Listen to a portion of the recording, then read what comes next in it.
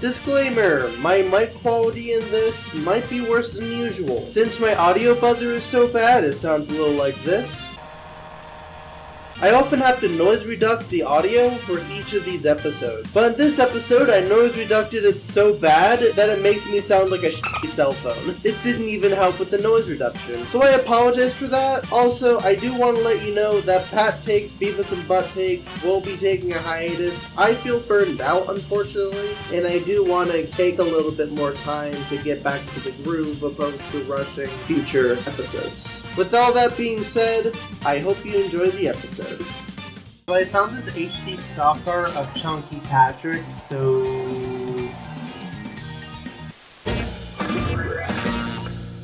Hello random person, Chunky Patrick here. Welcome to another Pat Takes batch. I'm Chunky Patrick. And I'm Scuff, right next to Chunky Patrick. Oh my god, he's so chunky.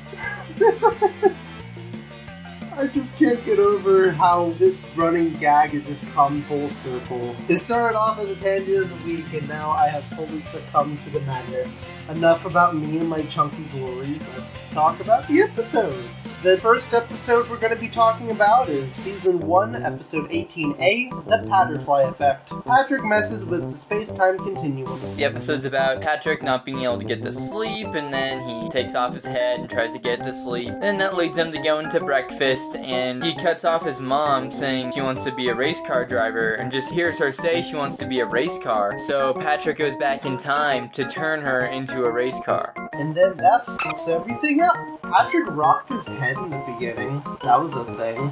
That just kind of happened. It got really weird really quick. But then again, this is the Patrick Star Show. I should be used to the weird. They've been using a time machine quite a bit recently, but this one's a very good use of it, and I love how things are affected by what happens in the past. Typically, nothing really happens, off the top of my head anyway. I don't know. I've been overloaded with Patrick Show lore. The altered timelines are really cool to see, and they could be kind of creepy, especially the last one where everything's the same except there's no breakfast and no time machine. It was just the right amount of off to the point where it would make you feel uncomfortable. And it's also funny, he actually does turn her into a race car, and then he comes back and then they all have like treadmill bodies. I just want to say Tiny Bunny was cute. I really like her design. Also, during that sequence, they played the Krusty Krab training video music for a montage of turning Bunny into a race car. I think the track fit for that. When's the last time they used it in the main show? Krusty Krab training video. Also, Patrick was reading SpongeBob comics. Yeah, that was a pretty crazy weird moment. Just straight up the SpongeBob comics. The comics are good. You should read them. Chunky Patrick recommends SpongeBob comics. The ending, he gets trapped in a timeline with no breakfast and no time machine, so he has to study and get smart and make his own time machine, and it kind of gave stakes to the situation. It was pretty cool to see him trapped and have to buckle down and work hard, get smart, and make his own time machine. It was a silly montage, but it was just really cool to see him do that. I think the very, very ending, Einstein Patrick meets up with another past Patrick right before he uses the time machine. It's pretty perfect. They decide to mess with time just one more time to get to breakfast, and it transforms them into eggs. It's a bit of a stretch because usually the changes happen once they change something in the past and then go back forward, but it's still a nice ending. One of those endings where they basically die in the end. It was so close to working out, but they managed to mess it up by the end. That's 2 episodes in a row where there's some sort of weird modification to Patrick Star. Because in Packed Out of Zulus, he turns into the porcupine crab thing. I wonder how they revert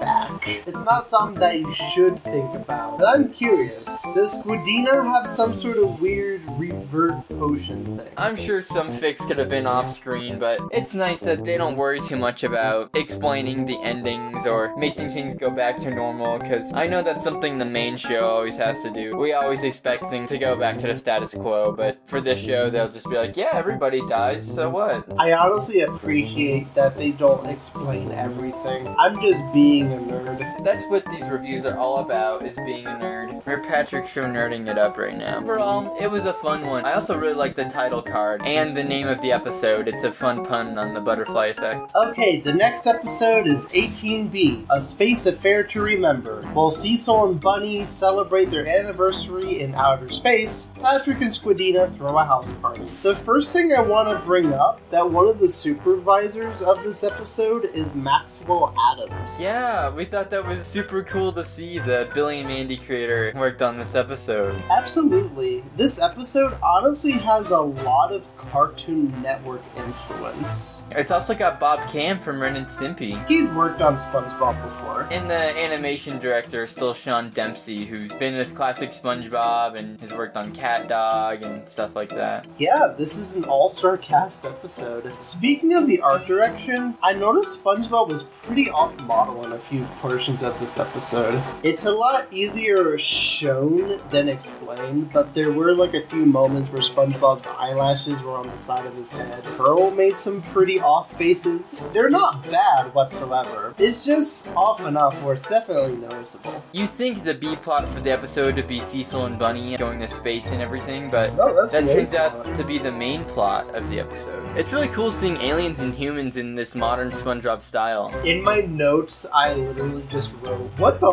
humans? It's really weird seeing humans. What's even weirder is that they're cooking them. Right, it's kind of creepy that they're like actually gonna eat these humans. It's kind of cool. And they're like meant to be blended up and everything. It's kind of creepy. I don't know how I feel about 2D humans in SpongeBob. They're good designs, but I don't know, is it SpongeBob enough? It just seems like something that would be in a different show or something. I'm so used to humans and SpongeBob being live action, other than Mermaid Man and Barnacle Boy. They could have done more with the house party aspect. It seems like we were only in that part for a little bit, and the episode is mostly about the other plot, and it just seemed like missed potential. It was nice to see SpongeBob in like a small cameo role. Yeah, we've been seeing a lot of SpongeBob lately. Yeah, he was gone for a long time, and now he's in a bunch of these episodes. I like Grandpat invading the house party. Who doesn't love Grandpat? Very much within his character. Like, I think they're playing Spin the Bottle, and Patrick almost kissed Caveman Patrick. Is that technically incest? I think they call it self-cest. I'm not sure what's worse. Oh, speaking of creepy things, we get the most disturbing close-up so far. That was creepy. It was disturbing. Mom, take me home. I'm scared. One thing I found very interesting is how they brought back Dale Gopper from Stormy Weather as an alien. Because in SpongeBob, he's just a fish. So that makes me question if there's just two Dale Goppers. In general, this episode was really fun. The cooking competition was cool. Just wanted more from the house party aspect. When's Patrick's house party? So before we get to the next episodes, tangent of the week. We were just talking about Bluey.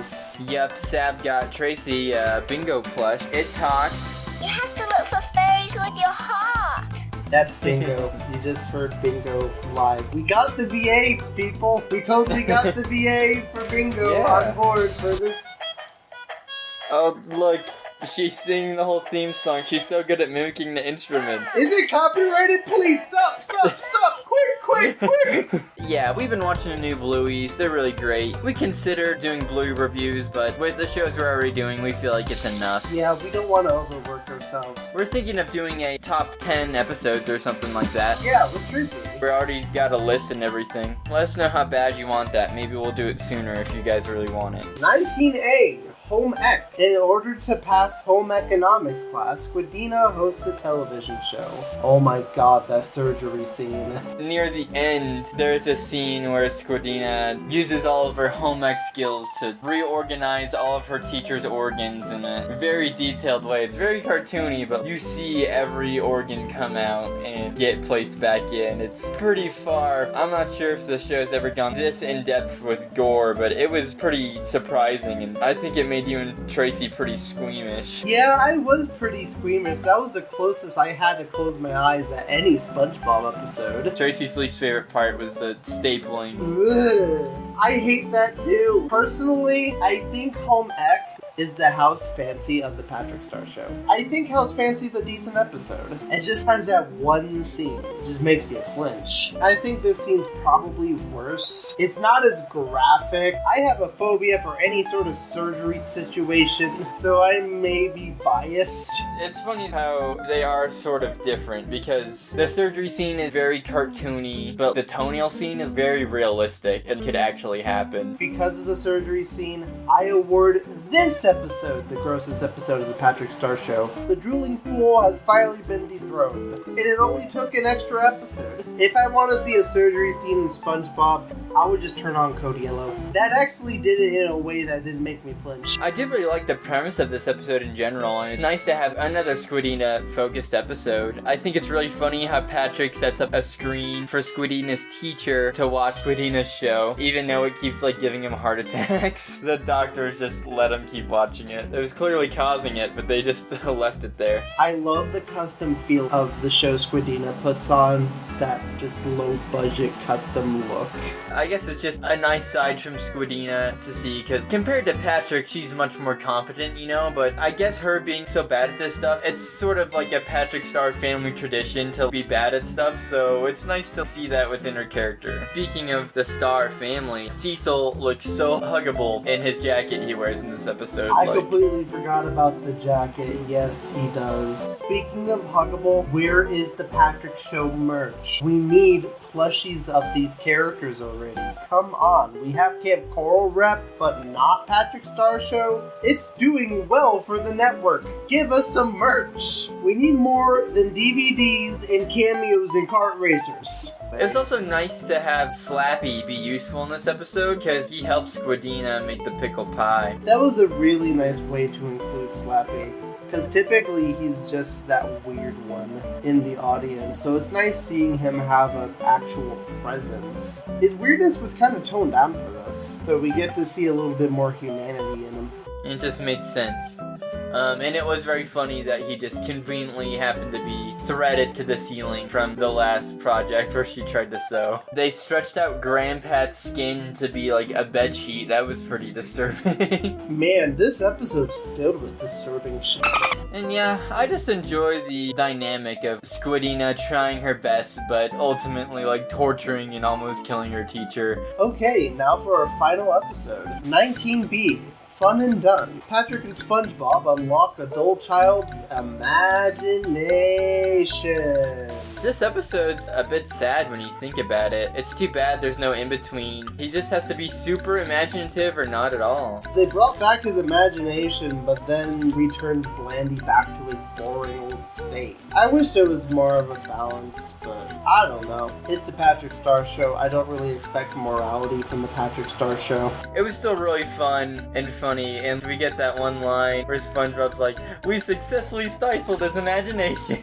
That line is so out of character for SpongeBob, but then again, I kind of love that joke for that. It's one of the rare instances where making a character out of character actually makes it a lot funnier. Right. They just had no other option, so. There was a scene where Patrick was questioning what fun was, and SpongeBob barged into the house. I was halfway expecting him to sing the fun song. They had a perfect opportunity to do so, but I am so happy they didn't. SpongeBob and Patrick's chemistry was real nice for this episode. They clearly know how to write these two together. I even accidentally called this a SpongeBob episode and not a Patrick Show episode when we were talking about it, because I almost forgot it was the Patrick Show just because it had SpongeBob and Patrick as such a big part of the episode. Blandy's fun side was fun and visually interesting. It was crazy. Like, there's a realistic baby head, rainbows everywhere. Wasn't there a Gravity Falls reference? Yeah, it had a Schmeppy lock, and Gravity Falls is one of my favorite shows, so I really loved that reference. I do enjoy how Patrick was watching a documentary,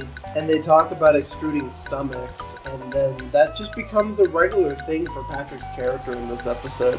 It's really nice when the show introduces marine biology into it. I just think that's really cool because Hillenburg was a marine biologist. It's funny that they talk about overstimulation, since people describe this show as being overstimulating. I wonder if they're self-aware. It almost seems like it. That's just like a very modern word to use. I didn't even think about that. I think it fits with the SpongeBob vocabulary. His mom was a funny character. I liked how she was freaking out, not being able to get in. In the end, he couldn't contain his imagination and it took over the world, so I guess it's sort of a happy ending for him, at least. So I guess they didn't stifle his imagination. But yeah, that was Pat Takes with Scuff196 and Chunky Patrick. Thank you so much, Chunky Patrick, for having me on. When will Sab be set free from the cage you put him in? I'm about to blow your mind. Hold on, wait for it. I've been Sab the whole time. What the hell? Oh my god, Sab, that was you? It was me! Have you not noticed that Patrick did not do a deep voice for almost the entire time? Anyway, what do you guys think of these episodes? Which one was your favorite? Which one was your least favorite? How did you like Chunky Patrick? Comment below. And with all that said, it's all Chunky Patrick from here. Goodbye, guys.